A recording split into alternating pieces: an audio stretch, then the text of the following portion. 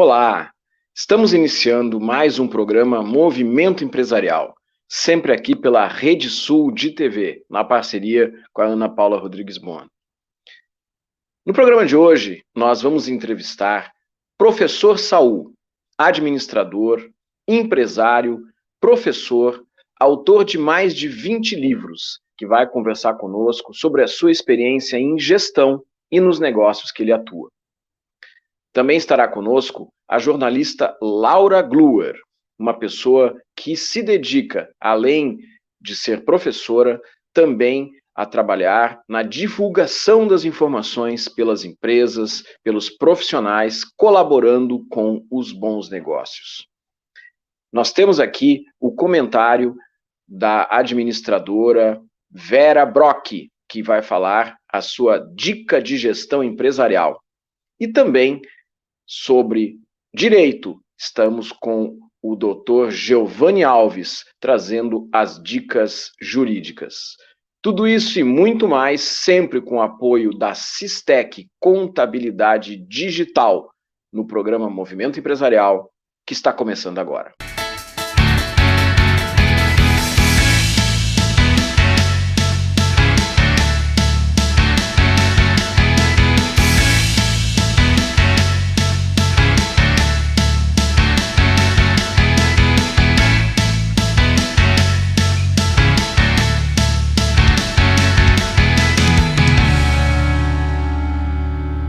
Estamos começando esse nosso programa Movimento Empresarial, conversando com um administrador, empresário, professor, comunicador e, além de tudo isso, um grande amigo há muitos anos. Está conversando conosco diretamente da cidade de Cachoeirinha, aqui na região metropolitana de Porto Alegre. Eu estou falando do professor Saul. Professor Saul, uma alegria te ter aqui no programa Movimento Empresarial. Muito obrigado, Rogério, Ana Paula, obrigado pelo convite. Muita alegria para mim estar aqui com vocês. Né? Eu estou falando sim de Cachoeirinha, e eu costumo dizer que Cachoeirinha é a capital do Rio Grande do Sul, e vocês que estão em Porto Alegre, então estão na grande Cachoeirinha, né? Que acaba sendo, então, o polo do nosso estado. Mas tem muito assim, carinho por essa cidade, né, Rogério? Apesar de ter também atividade, ter um escritório em Porto Alegre, mas eu praticamente fico mais no escritório de Cachoeirinha. Muito bem. Então, deixa eu passar para mais uma pessoa que está aqui na grande Cachoeirinha também, que é a Ana Paula. Ana Paula, contigo. Gratidão, Rogério. Professor Saul, seja muito bem-vindo novamente ao programa Movimento Empresarial. Você que lá no início, quando a gente iniciou, foi um dos nossos convidados que apoiou estar nesse programa e fazer com que ele tivesse hoje esse sucesso. Muita gratidão por fazer parte dessa história e muita gratidão por aceitar o convite hoje também. Mas, para que as pessoas te conheçam mais ainda, conta um pouco da sua trajetória para a gente. Olha, Ana Paula, eu conheci o Rogério lá em 1993, 92, tu nem era nascida ainda, né, Rogério? E nós éramos colegas de faculdade. Depois a gente se formou lá na Faculdade de São Judas. De lá para cá, cada um seguiu o seu caminho, né? Eu, em termos de academia, eu acabei indo dar aula na Rede Ubra, ali eu fiz um mestrado, que foi um curso bem importante. Nesse meio tempo, acabei fazendo uma especialização em marketing, para mim ainda é um desafio, isso ainda é século passado. Depois, comecei um doutorado, recentemente terminei esse doutorado.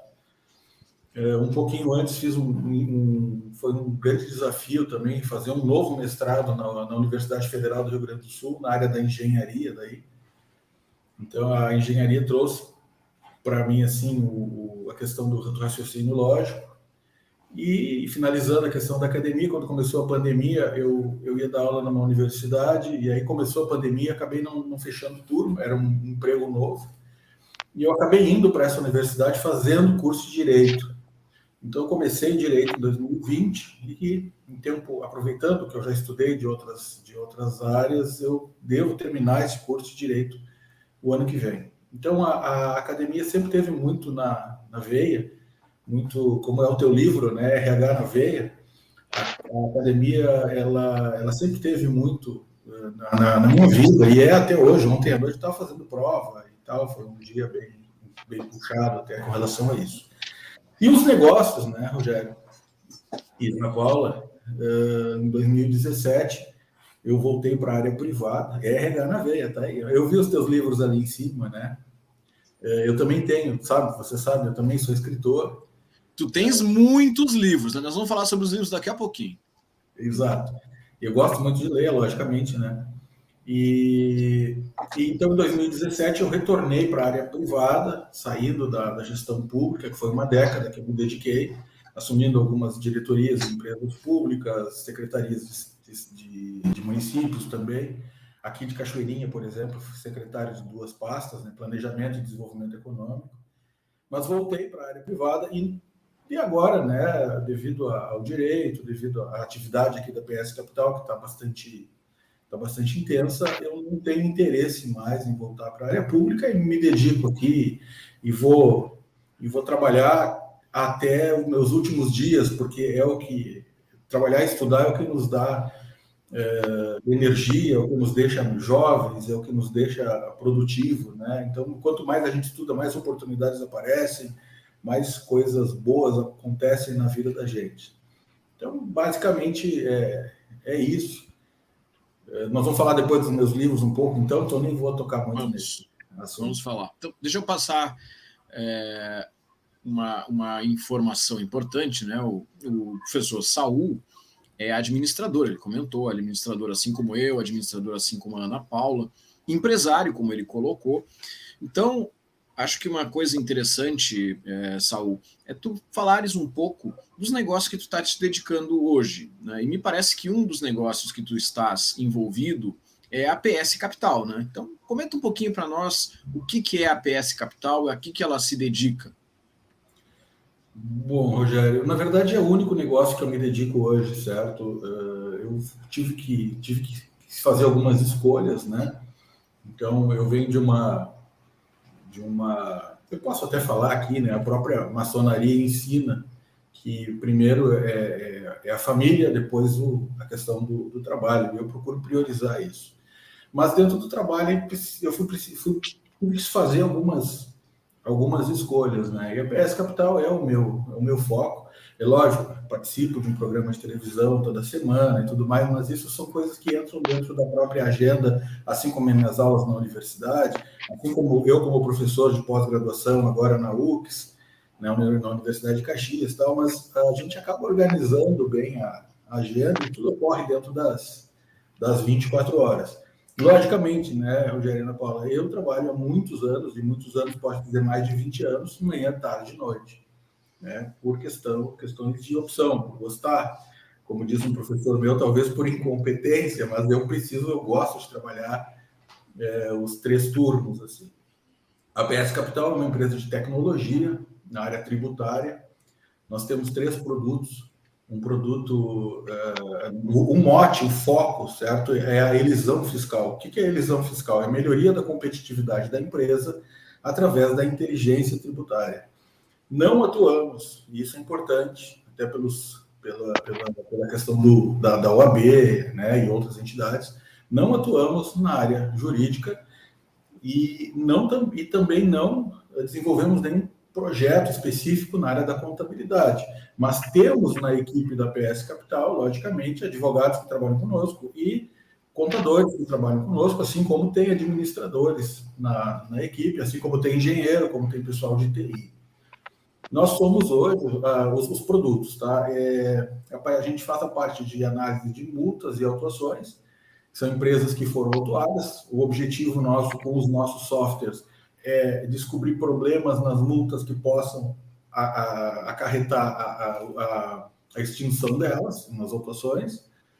A gente olha a materialidade, propósito negocial, olha a extinção, olha a decadência. O próprio software traz essas prerrogativas. Nós temos também um outro trabalho que é de consultoria, então a gente atende grandes redes de franquias, por exemplo, atende o franqueador e os franqueados, melhorando a questão tributária. Temos aí uma maior rede de café do Rio Grande do Sul, que está se estendendo para o Paraná, são nossos clientes aqui, com muito orgulho a gente vem trabalhando. Temos também alguns projetos na Serra Gaúcha e tal, nesse sentido. Atuamos no Brasil todo, temos cases em todos os estados. E também nós atuamos, que seria o carro-chefe, tá? Que é a recuperação do crédito tributário, tanto para empresas do Simples Nacional como lucro real e presumido. Nós criamos um sistema de alianças e nós nos colocamos hoje como parceiros de advogados e contadores que queiram melhorar o resultado dos seus clientes. Então, nós temos hoje, precisamente, Rogério e Ana Paula, 98 parceiros no Brasil, em 23 estados, mais o Distrito Federal. Eu tenho um mapa aqui na frente da minha mesa, nós não estamos no Acre, em Roraima e no Amapá. Em breve estaremos, porque a gente está fazendo pesquisa lá para colocar parceiros. Inclusive, se algum parceiro de lá estiver nos ouvindo aqui pelo programa, por favor, entre em contato, que nós temos uma proposta muito bacana de parceria, que a gente acredita, e a gente vinha conversando sobre isso, Rogério e Ana Paula, que de 2010 para cá o mundo mudou demais. Então, estar, por exemplo, num programa de TV nessa tecnologia que nós estamos hoje é uma coisa praticamente inconcebível, talvez há 5 anos atrás ou antes da pandemia. Então, hoje, por exemplo, a pandemia nos alavancou muito, né? Porque começamos a procurar parceiros, advogados, por exemplo, com fórum fechado, com tabelionatos para fazer aquela situação extrajudicial, estavam fechados também ou restritos. E aí o que resta, né? Resta a ação tecnológica, administrativa que nós oferecemos para que o advogado ou o contador possa ganhar dinheiro através da PS Capital. O próprio estatuto do CRC e o próprio estatuto da OAB, eles restringem a propaganda. No momento que o advogado ou o contador vem trabalhar conosco, nós somos uma empresa de tecnologia, né, uma entidade empresária, então é outro regimento, podemos usar melhor as mídias sociais, podemos participar de feiras, tem uma série de vantagens competitivas que a gente acabou agregando ao negócio. E finalizando assim, também, Rogério, aí vem a formação da engenharia, tá? Tudo aqui é tudo como deve ser uma empresa, né? Tudo é padronizado, tudo é manualizado. Então, tudo tem procedimento, fechou um contrato com o cliente e tal, tudo mais. E outra coisa também que está no nosso DNA é a meritocracia. Então, todos têm participação no resultado. A PS Capital, ela não tem nenhum colaborador. Nós somos vamos botar assim, uma plataforma uberizada, né? Então vem a uberização como uma nova tecnologia, mas ao mesmo tempo nós temos na equipe de retaguarda uns 15 consultores e temos na equipe comercial uns 300 parceiros que fazem o trabalho. Então a gente acaba sendo muito coerente com aquilo que a gente acaba recomendando para os nossos clientes, que, em termos de melhoria de competitividade, que vai trazer mais desafios e mais nessa linha, acredito eu, para os próximos 4 anos, agora com a nova eleição que teve. Muito bem. Ana Paula. Professor Saul, olha, estou aqui percebendo pela tua fala a estrutura da tua empresa. Como você falou, apesar de não ter funcionários, ela demonstra ter uma organização muito grande.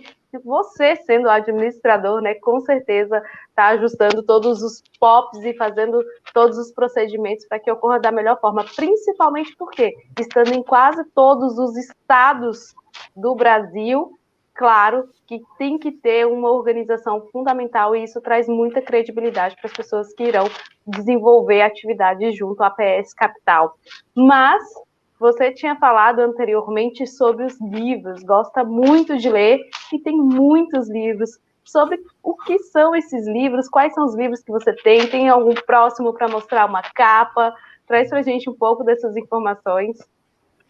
Olha, Ana Paula, eu não preparei. Se eu for aqui na recepção da empresa ali, eu devo ter algum livro ali, tá? Mas assim, esse ano esse ano, entre esse ano e o ano passado, foram 2 livros, certo? Muito técnicos na área da contabilidade e da engenharia, onde foi desenvolvido na Universidade Federal do Rio Grande do Sul aqui um framework para melhorias de escritórios contábeis. A partir disso, se eu não me engano, são 26 livros, tá, lançados. Meus livros são um pouco técnicos, ou aliás, bastante técnicos, e também eu gosto muito de escrever crônicas. Como eu escrevo desde os 20 anos, foram muitas crônicas, né? Mais de 500 crônicas publicadas e tudo mais. Nos últimos 12 meses, eu devo ter escrito 3 livros, lançado 2. Eu fiz um desafio para mim, Rogério, eu quis escrever um romance mais espiritualista, e aí eu fiz, mas eu ainda não achei uma editora bacana para lançar. Então, esse é o meu defeito como escritor, assim, eu acabei até uma agência, uma vez que eu contratei para mim, eles disseram assim, falta o livro do professor Saul, né? Então, o último livro que eu sei que está no mercado é um livro de engenharia e contabilidade, que fala um pouco sobre as técnicas que a gente aplica aqui na PS Capital, mas não fala da PS Capital, mas ele fala a engenharia de produção a serviço da melhoria do trabalho contábil e ainda mesclado com a questão tributária. E esse livro, eu esqueci até o nome da editora, eu trabalhei muitos anos com a editora Alternativa, muitos anos mesmo, mais de 20 anos com a editora Alternativa, estou na Feira do Livro, lá tem alguns livros meus na Feira do Livro de Porto Alegre, e lá na Alternativa, eu sei porque meus amigos também viram em outros estandes, mas eu acabei, e por foco e tudo mais, porque eu poderia escrever mais, poderia produzir mais nesse sentido.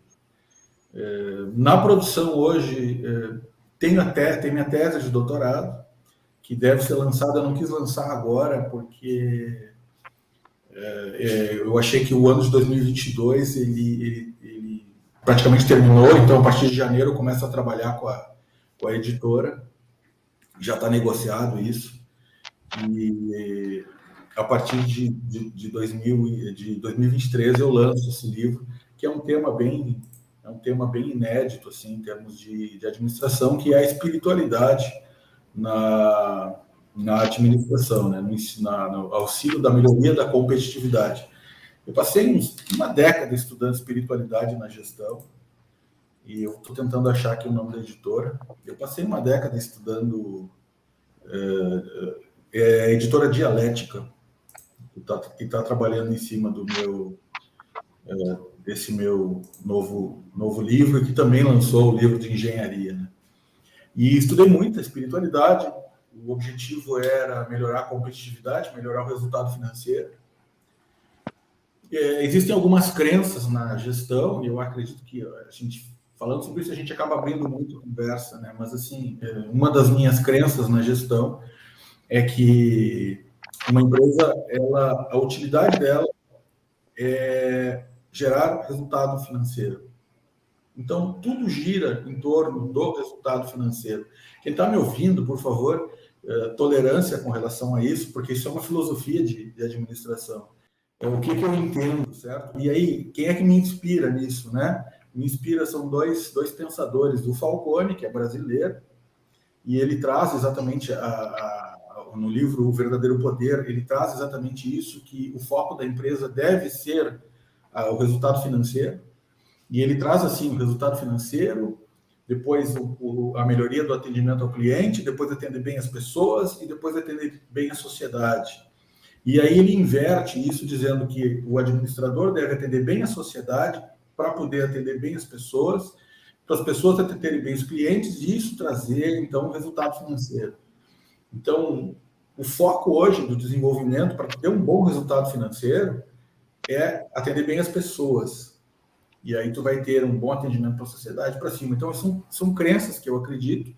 Um outro pensador que também utiliza disso é o Ram Charan, que é um indiano, que fala com muita propriedade sobre isso. Então, todos os negócios que eu toco, que eu faço, ele tem um viés, sim, de resultado financeiro. Ou seja, o que não está dando resultado financeiro deve ser repensado e deve ser, então, colocado num viés para que venha isso.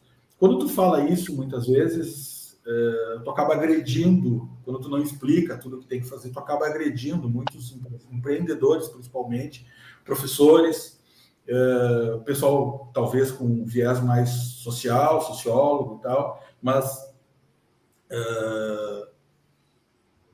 quando eu falo, por exemplo, nas minhas ideias de meritocracia, eu falo muito na base da pirâmide, nos programas de igualdade social, para que as pessoas numa igualdade social possam competir, certo? Então tem uma série de filosofias dentro do negócio aqui que acabam fazendo que as coisas aconteçam. Então nada é assim, tudo é tudo mais aprofundado dentro Professor Saul, e nada melhor do que os livros para detalhar, aprofundar o teu pensamento, que eu acho que é uma coisa muito bacana. Infelizmente, a gente está chegando no limite aqui do tempo do nosso programa. Eu quero te agradecer muito, mais uma vez, ter participado aqui do programa Movimento Empresarial, convidar as pessoas a procurarem os livros do professor Saul e deixar o caminho para sempre aberta essa porta para tu nos visitar, trazer o teu pensamento aqui no programa Movimento Empresarial. Te pedi uma mensagem bem rapidinha para quem está nos ouvindo. Vocês perceberam que eu estou em Cachoeirinha, né? E Cachoeirinha tem esse problema dos aviões aqui na base aérea de Canoas, né? Então peço desculpa por algum ruído que tenha ocorrido. Isso atrapalha muito as nossas reuniões diárias, certo? Mas, assim, obrigado pela oportunidade. No final, a gente acabou falando de vários assuntos, né? Esse é um pouquinho do Saul. Os outros, né, autores estão todos aqui atrás de mim, que eu sigo muito. Eu digo que é o conselho aqui da PS Capital. A gente acaba estudando um pouquinho de cada um. Ali tem sistema Toyota, tem Ford, tem pensadores como Emerson, né? Tem vários autores ali que me encantam bastante. Obrigado mesmo. E até a próxima oportunidade, se vocês entenderem. Obrigado, é um prazer estar com vocês. Este foi o professor Saul, que trouxe para nós um pouco do seu pensamento, um pouco da sua vivência e dos seus negócios. Agora, vamos aprender um pouco mais com a administradora Vera Brock e as suas dicas de gestão. Vera, é contigo.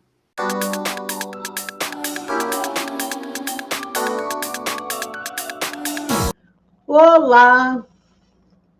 Hoje, nas dicas de gestão, vamos apresentar as organizações exponenciais. As organizações exponenciais são aquelas 10 vezes melhores, mais rápidas e mais baratas que a sua. Há uma disruptura acelerada ocorrendo em toda a economia global. Uma mudança incrível. No livro As Organizações Exponenciais, dos autores Salem Markel e o Yuri, instigam você a refletir sobre o futuro das organizações e os seus líderes. Como será este novo mundo? Você pode acreditar que, com certeza, será um mundo diferente. Os autores analisaram empresas e CEOs e identificaram como as organizações atuais precisam se adaptar. Trago para você um desafio: ler este livro, porque as dicas de gestão vão despertar uma curiosidade exponencial.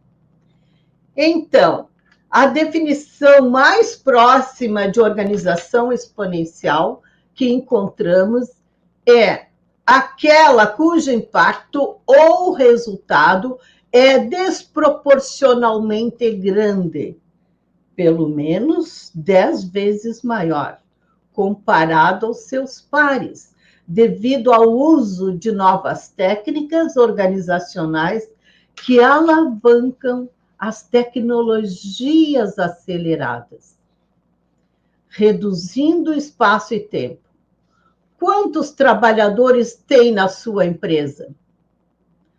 Ao invés de muitos colaboradores ou grandes espaços físicos, as organizações exponenciais são construídas com base na tecnologia da informação.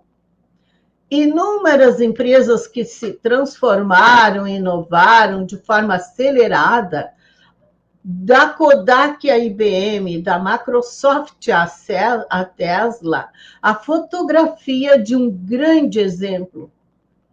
Cada foto representava uma quantidade incremental de dinheiro. O filme em rolo, o custo do filme, o custo da revelação, o armazenamento. A geração atual nem lembra o que era armazenar em grandes volumes. Cada vez mais o custo chegou a zero. As organizações exponenciais gradualmente surgem do processo digital. Você podendo usar o computador, as suas fotografias, não se interessando por fotografias inéditas, a qualquer momento você pode tirar de 1 a 500. O custo é o mesmo. E ainda o armazenamento das fotos podem ser gratuito.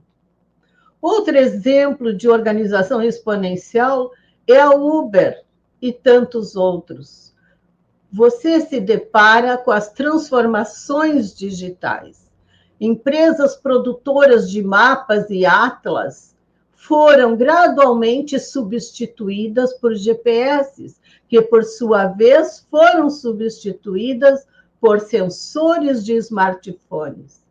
Bibliotecas e coleções de música foram transformadas em APS. Telefones e leitores de livros digitais. O crescimento linear sofre uma disruptura, cedendo espaço no tempo pelo crescimento exponencial. Atualmente, várias tecnologias-chave são habilitadas para informação e seguem a mesma trajetória. Por exemplo, a inteligência artificial, a robótica, a impressão 3D, a nanotecnologia, a biotecnologia e a bioinformática, a medicina, a neurociência e a ciência de dados. O vetor que impulsiona essa transformação é a informação. Uma vez iniciado o ciclo, não para. Começa a duplicar, acelerar, aumentar de forma exponencial. Então, sejas um visionário, crie parcerias, transforme a liderança, invista na disrupção, implemente as transformações. Organizações exponenciais podem não ter todas as soluções, boas ou ruins, mas propiciam uma visão crítica sobre a nova era de transformações e inovação, oportunizando que cada líder seja um vencedor no mundo das organizações exponenciais. E aí, conseguiu sentir aquela curiosidade? Então, vamos ler as organizações exponenciais, porque as dicas ficam aqui.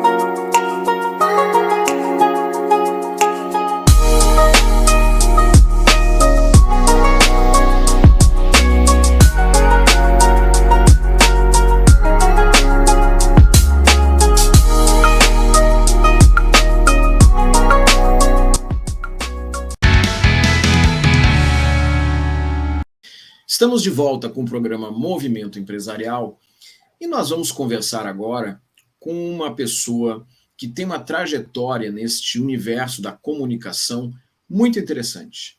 Ela é jornalista, mestre e doutora em comunicação, é professora universitária, autora de livros e muitas outras coisas que ela vai contar para nós agora. Estou falando, é claro, da Laura Gluer. Tudo bem, Laura?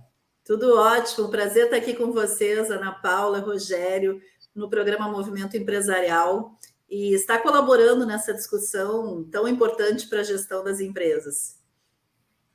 Ana Paula. Gratidão, Rogério. Laura, seja muito bem-vinda agora ao Movimento Empresarial como TV, você que faz parte da história lá há quase 3 anos, né? Foi uma das nossas convidadas e contribuiu com certeza aqui quando o movimento ainda era um movimento solidário empresarial. E sim, gratidão por aceitar o convite, mas conta pra gente um pouco da tua história para que as pessoas possam te conhecer mais ainda sobre a tua trajetória de vida. Eu que agradeço, Ana Paula, e é importante e muito legal a gente ver, né, esses movimentos que crescem de uma forma espontânea e de forma exponencial, por que não dizer também, né? Crescendo como o movimento de vocês, que agora se profissionalizou e tem todo esse espaço. Mas vamos lá, então. Eu sou jornalista de formação, vou para completar quase 3 décadas de formação em jornalismo, em comunicação social, com ênfase em jornalismo. Hoje os cursos são separados, naquela época todo mundo fazia comunicação social e o bacharelado com uma ênfase em uma área. Então, tem a publicidade, tem relações públicas e jornalismo era uma das ênfases. E sou formada em comunicação e fiz todo um percurso de mercado e acadêmico na área da comunicação. Logo em seguida, fui trabalhar como repórter na área de economia, tive o privilégio de trabalhar na Revista Manhã, que foi uma enorme escola, assim, para mim, esse período de Revista Manhã, circulando por empresas, fazendo pautas de economia, de gestão. Também atendi muitos clientes nessa época, porque dentro da Revista Manhã havia um braço voltado para a comunicação empresarial, através da Plural Comunicação, e que também foi uma outra grande escola, onde eu pude atuar no setor petroquímico, no setor associativista, né, no SEBRAE, no SESI, e ali foi outro grande momento assim de início da minha carreira ainda, mas que, de certa forma, já me direcionou muito para esse mundo que eu queria transitar, da assessoria de comunicação. Depois dali eu fui para o Palácio Piratini e, em seguida, montei a minha empresa, depois dessa experiência na área governamental, vamos dizer assim, e quando montei minha empresa, nunca mais parei, nunca mais deixei de atender clientes. Morei em Lajeado há alguns anos, atendi clientes naquela região, no Vale do Taquari, no Rio Pardo, muitas indústrias, né? Tenho a alegria de dizer que eu fiz o lançamento da água mineral da Fruc, do Fruquito, né?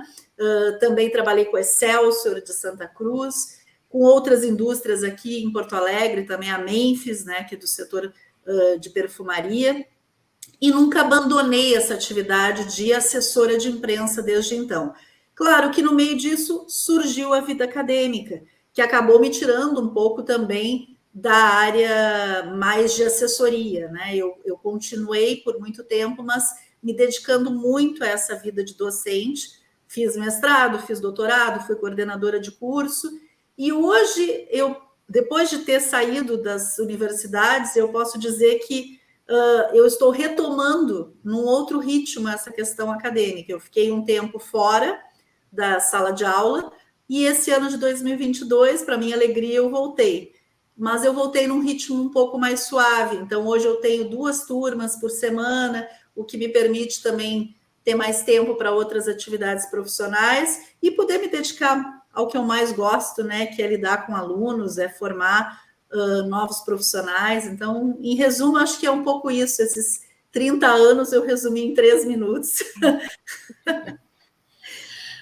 Laura, agora, uma das coisas que as pessoas muitas vezes perguntam, né, e muitos clientes nossos, a gente às vezes recomenda, poxa, mas a tua empresa tem uma assessoria de imprensa para divulgar o que ela faz, e os clientes perguntam, mas o que é isso? O que é uma assessoria de imprensa? Não, assessoria de imprensa é coisa do passado, não se usa mais isso, hoje é tudo Instagram.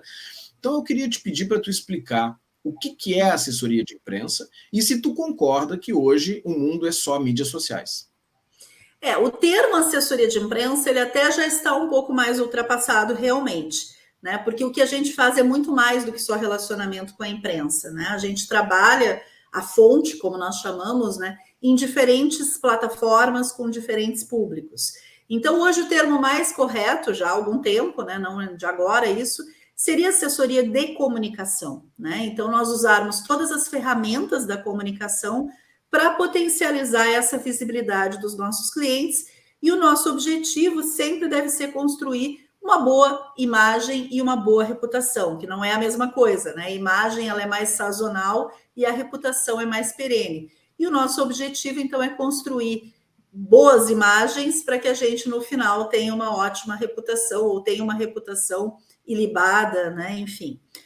Esse trabalho hoje ele contempla diferentes ferramentas e a assessoria de imprensa é uma delas.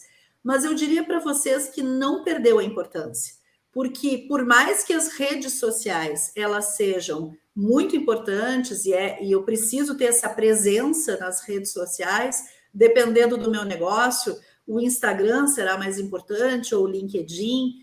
Isso vai muito de um cliente para outro, da necessidade dele falar com determinados públicos, mas ainda é a mídia tradicional, e a gente teve provas disso agora na pandemia, né, com a questão da checagem de muitas informações referentes à pandemia, que foi a mídia tradicional que trouxe essas informações para a opinião pública. Então, ainda nós temos um papel muito importante, por mais que uma parcela da sociedade tente descredibilizar a grande mídia, a mídia ainda tem esse papel muito importante de chancelar as informações, né, de organizar essas informações que devem estar em discussão pela opinião pública.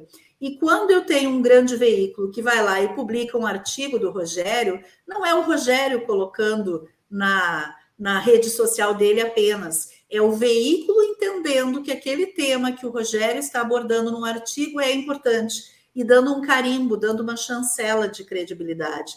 Isso é bom para o veículo e isso é bom para quem está aparecendo no veículo também. Então, eu sou uma defensora, né? Estudo há muitos anos, o meu mestrado foi sobre assessoria de imprensa, foi o primeiro, inclusive, lá na PUC sobre esse tema, depois vieram outros, claro. Então, eu posso dizer para vocês que é uma atividade que tem que se renovar, sem dúvida. Hoje, o relacionamento com a imprensa mudou, nem sempre eu vou fazer uma coletiva de imprensa, as formas de relacionamento mudam, né? Porque o jornalista, ele, cada vez mais a instantaneidade, né? Às vezes ele fica sabendo pela rede social de uma coisa e ele nos procura, né? Eu tenho que dar uma informação exclusiva para ele, que não saiu em nenhum lugar ainda. Então, tem todo esse jogo que o jornalista de assessoria precisa se adequar, né? Mas é muito importante para o cliente, sim. Ana Paula. Laura, então, pegando esse gancho aí das novas formas de comunicação e sobre essa questão da adaptabilidade, para você, como está sendo adaptar a tua profissão, onde, sim, você já vem fazendo um trabalho há muitos anos voltados nas mídias mais tradicionais e teve que aprender também a lidar com essa assessoria dentro das novas redes sociais e que mudam, né? Porque além disso, além de ser algo recente, a cada período uma rede social se destaca mais com a outra e trabalha de formas diferentes, comunicação dentro das redes sociais funciona diferente, e eu imagino que para os jornalistas que têm que se comunicar de um jeito ou de outro, ou fazer todo esse processo de assessoria, deve estar sendo também uma adaptação bem importante. Como está sendo a tua experiência referente a isso? Olha, Ana Paula, eu vou te dizer que o mais complexo hoje é que todo mundo é produtor de conteúdo. E as redes aceitam tudo, inclusive em verdades, né? Muitas vezes, informações que são maquiadas, que são trabalhadas de uma forma e que acabam levando as pessoas, induzindo as pessoas a acreditar numa determinada informação. Então, vou te dar um exemplo de um cliente meu atual, que é uma marca de azeites, e que é a marca de azeite de oliva, que é a marca mais premiada do Brasil, né, que é a Prosperato, mas muitas marcas hoje elas acabam dizendo, né, que são premiadas e não tem nem a metade dos prêmios que o nosso cliente tem. Então, o nosso desafio muito é concorrer com essa informação toda que circula nas redes e, ao mesmo tempo, subsidiar o jornalista, e o jornalista passa a ter também uma referência na gente quando a gente consegue estabelecer esse canal, subsidiar com informação verdadeira, com credibilidade, checada, apurada, com uma fonte fidedigna, de onde nós estamos tirando aquela informação, né, de que ele tem tantos prêmios. Então, eu estou te dando esse exemplo, dando para vocês esse exemplo, mas isso acontece diariamente. Nós concorremos todos os dias com essa comunicação que circula e que é uma comunicação desenfreada, vamos dizer assim, né? E muitas vezes não é nem informação, é desinformação.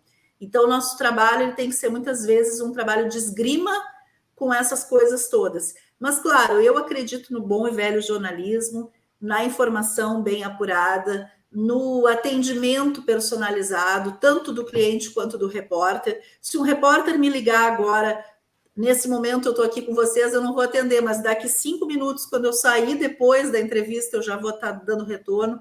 Ou seja, eu não posso esperar para dar retorno para um jornalista, porque eu sei que aquele colega ele precisa daquela informação, né? Ele está fazendo uma matéria e às vezes aquela informação que ele precisa é decisiva para fechar o conteúdo que ele está elaborando. Então, esse bom relacionamento, eu acredito que é o diferencial que a gente tem que cultivar nesses tempos tão difíceis, né, que nós vivemos hoje em dia.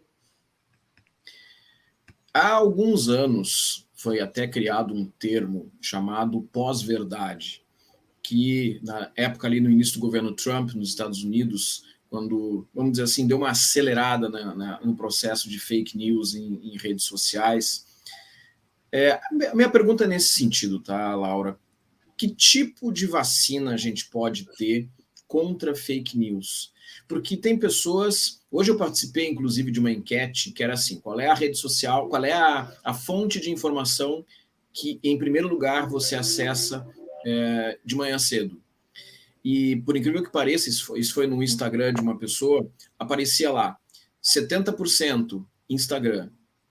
Quer dizer, que tipo de vacina a gente pode ter contra fake news? Os grandes veículos estão também no Instagram, né? Não há problema da gente olhar o Instagram de manhã cedo, mas a gente tem que ver sempre de onde está partindo aquela informação. Mas complementando isso que tu está dizendo, realmente nós vivemos uma infodemia, que é uma consequência, inclusive, dessa pandemia sanitária que nós vivemos e ainda estamos vivendo, né? Temos aí variantes novas surgindo, infelizmente.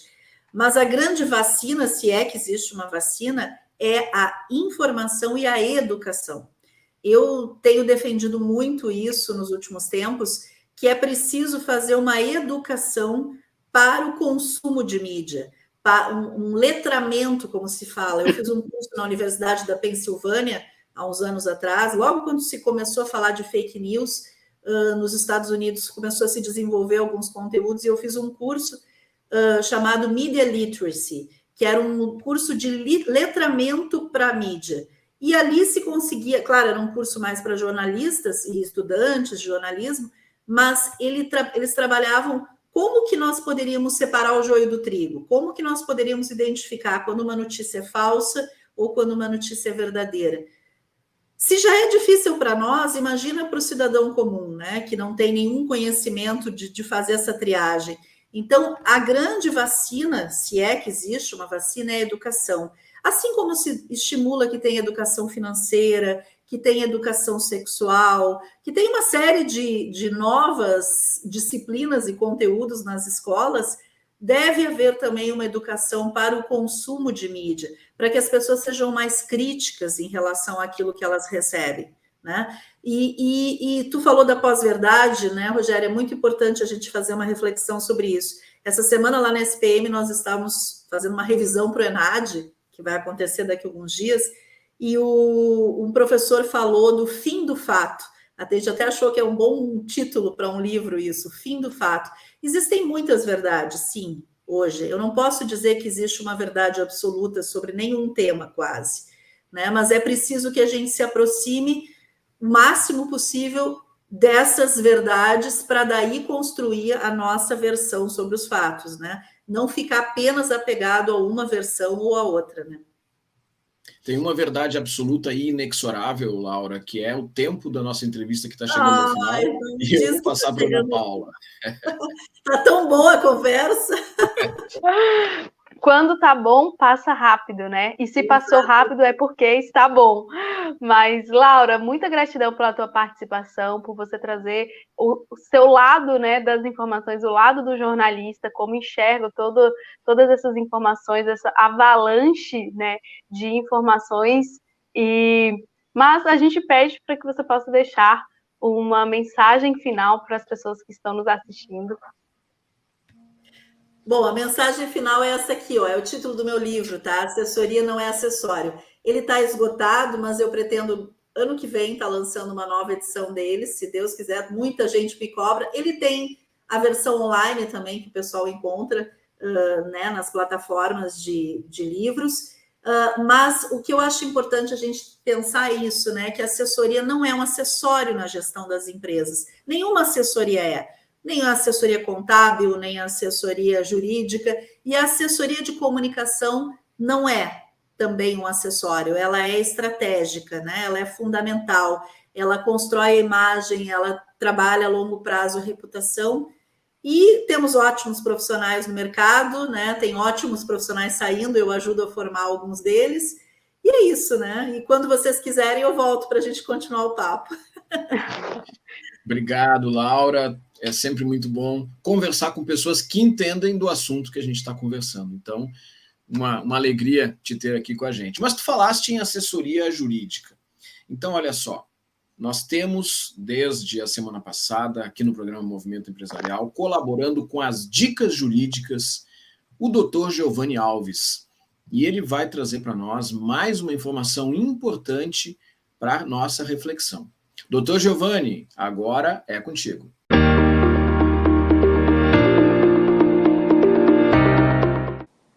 Olá, meu nome é Giovanni Alves, sou advogado empresarial aqui em Porto Alegre e hoje gostaria de compartilhar contigo uma dica jurídica muito interessante. Em breves palavras, eu gostaria de conversar contigo sobre o que é uma sociedade anônima. Certamente você já ouviu falar, principalmente aqueles que atuam no ambiente empresarial já ouviram falar e muitas vezes, quando ouvem sobre esse tema, não tem, às vezes, a noção do que significa isso. Talvez só uma sociedade mais complexa. Já ouvi isso várias vezes. Giovanni, a SA é um tipo societário difícil, complicado. Vou me manter numa sociedade limitada, que é o melhor. Gostaria de falar contigo rapidamente sobre isso. Não. A sociedade anônima não é simplesmente uma sociedade mais difícil de se entender ou mais complexa ou algo nesse gênero. Não, é uma estrutura, sim, é um tipo societário que, inclusive, traz muito mais oportunidades para o empresário a depender do seu negócio do que uma sociedade limitada. Sim, é verdade, a sociedade anônima, ela permite que o empreendedor ou os empreendedores possam se valer de outros instrumentos para captação de recursos, para atração de investidores, para resguardar a responsabilidade daqueles que estão investindo. Então, a sociedade anônima é um tipo societário que traz muito benefício para aqueles que a adotam. Aliás, a gente costuma visualizar na prática a seguinte situação. É muito comum que as empresas, ao iniciar, optem por um modelo mais simples, que é a sociedade limitada. Com o passar do tempo, com o número de novos investidores, novos sócios, com o acréscimo de recursos na sociedade, é muito importante se avaliar o momento de se fazer essa migração, essa transformação no tipo societário. É verdade, o direito societário, principalmente quando a gente trata dessas questões, ele precisa ser avaliado de tempos em tempos, porque as sociedades mudam, o contexto muda, e o direito societário ele busca justamente regular essas relações e de modo que você, empreendedor, você que tem interesse, que está participando, possa exercer a sua atividade empresarial da maneira mais adequada, mais atrativa, mais segura. E se você gostou e gostou dessas dicas e gostaria de saber mais, entender um pouco mais desse assunto, Fique à vontade para entrar em contato, meu contato está aí. Vamos conversar mais, estou aqui à disposição e será um prazer te ouvir, tá certo? Um forte abraço e nos vemos na próxima.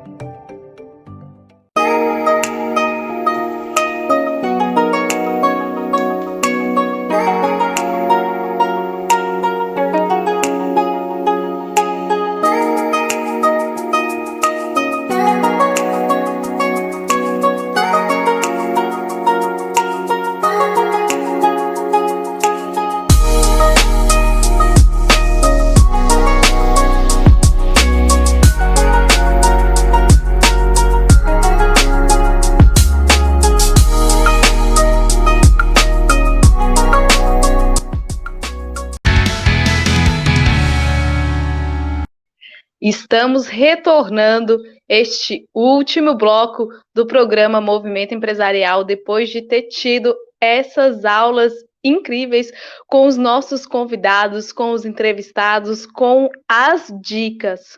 Nós conversamos com o Saul e ele trouxe várias informações referente à gestão, e também com a Laura, que trouxe bastante conhecimento, compartilhou bastante conhecimento sobre a importância de uma assessoria de comunicação, que era também bem conhecida como assessoria de imprensa, e isso traz para a gente uma clareza maior sobre essas questões, né, Rogério, referente aos nossos convidados, além das dicas maravilhosas da Vera Brock, da professora e administradora Vera Brock, e do Dr. Giovanni Alves.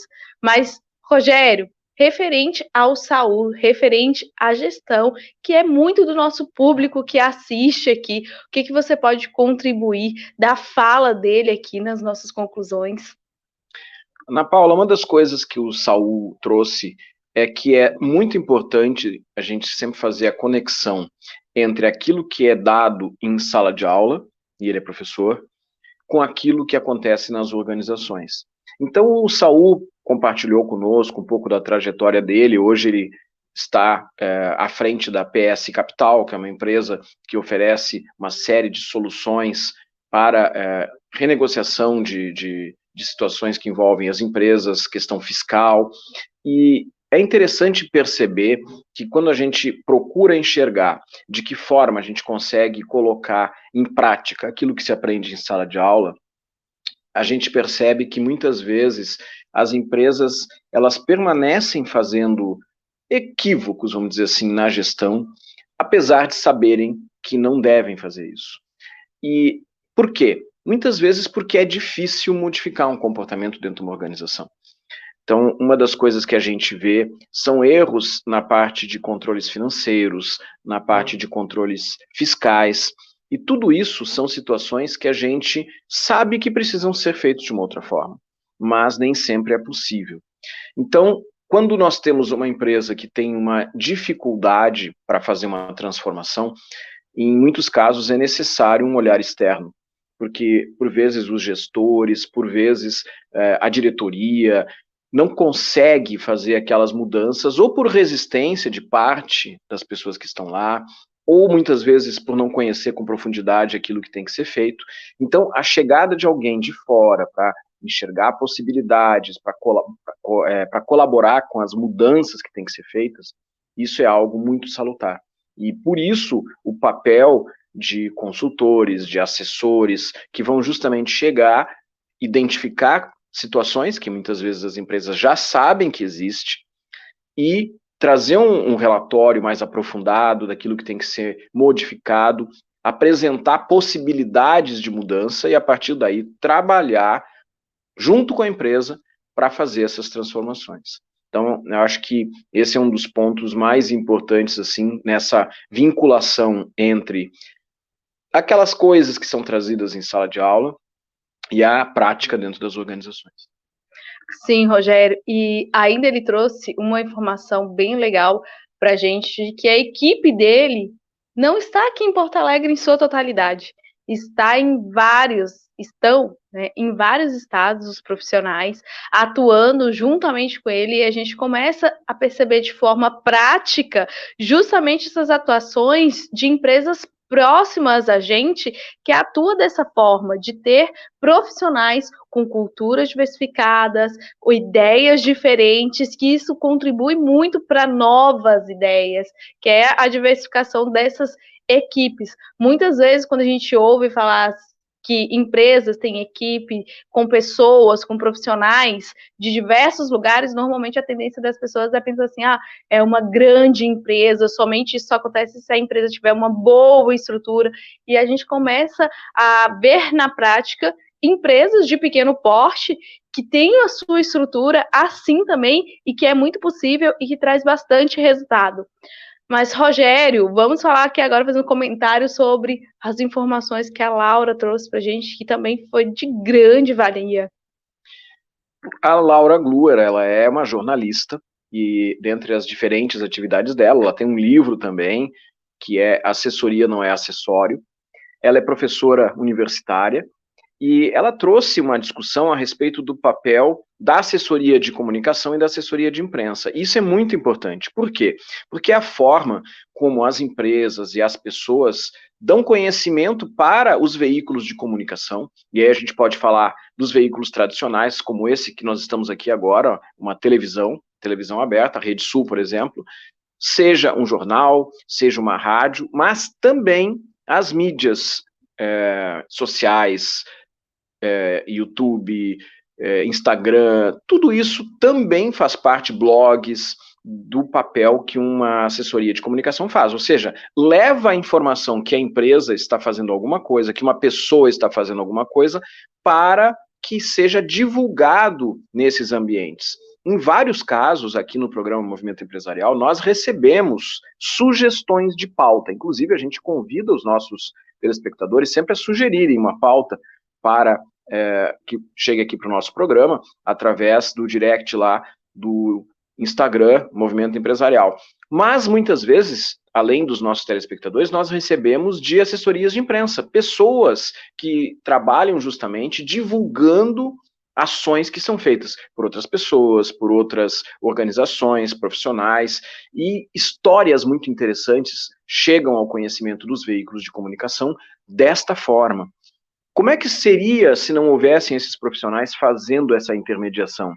Como é que os programas, como é que os comentaristas poderiam ter conhecimento disso? Então, esse é o papel da assessoria de comunicação, por exemplo, como a Laura Gluer fez para nós. Mas está acabando, né, Ana Paula? Está chegando ao final mais um programa Movimento Empresarial.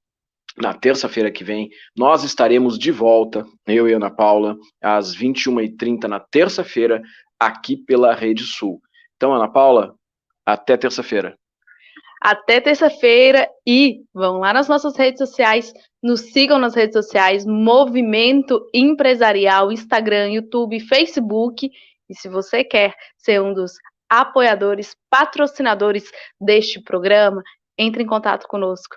Um grande abraço, até a próxima terça. Gratidão. Tchau, tchau. Tchau, tchau.